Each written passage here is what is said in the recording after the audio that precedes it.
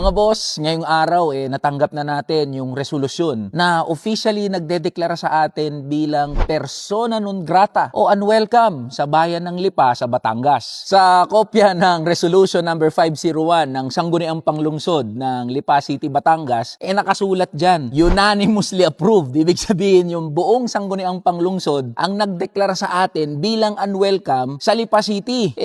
Paano na tayo maglulume dyan sa bayan ng Lipa kung persona non grata na ako dyan, mga boss? Kung matatandaan yung mga boss, naglabas ng resolusyon ang Korte Suprema na nagdedeklara na illegal yung ginawang pag-transfer ng PhilHealth funds patungo sa national government. At ang Secretary of Finance, nung nangyari yung kalokohan na yan, walang iba kundi si Secretary Ralph Recto. Kaya binanatan natin yung isang malaking kalokohan na yan, kaysa naman manahimik tayo. Pera ng mga manggagawang pinag-uusapan. Ngayon, yung City Council ng Lipa City, sabi, nakakabastos daw, hindi daw kagalang-galang. Anong gusto nyo? Walang kibo, walang gawin dyan sa ginawa na illegal na pag-transfer ng PhilHealth funds. Pondo ng mga manggagawa yan, kinakalta sa sahod buwan-buwan, tapos mababalitaan natin, ililipat o kukuhain lang ng national government kaysa ilagak doon sa mga serbisyong pangkalusugan. At mga boss, hindi lang tayo nag-uusap ng ilang libong piso dito. Ang pinag-uusapan natin ay 60 bilyong pisong pondo na dapat napakinabangan sa mga PhilHealth services and programs. Kahit sino naman mapapamura dahil sa galit na yan. Kagimbal-gimbal yung ginawa, di syempre asahan nyo yung reaksyon ng mga tao, hindi lang ako yung mga manggagawa, talagang kagimbal-gimbal din na galit. At deserve yan ni Secretary Ralph Recto. Alam nyo mga boss, okay lang yan.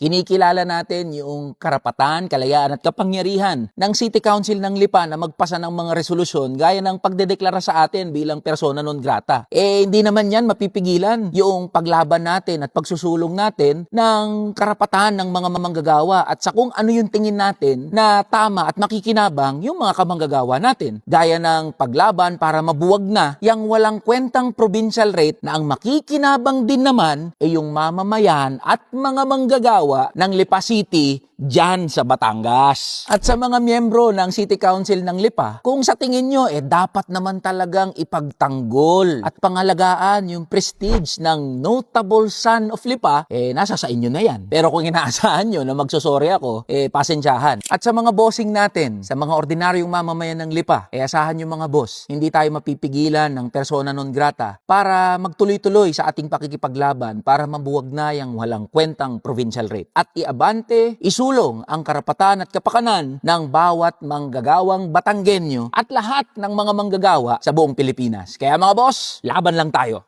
Tara na, kamanggagawa.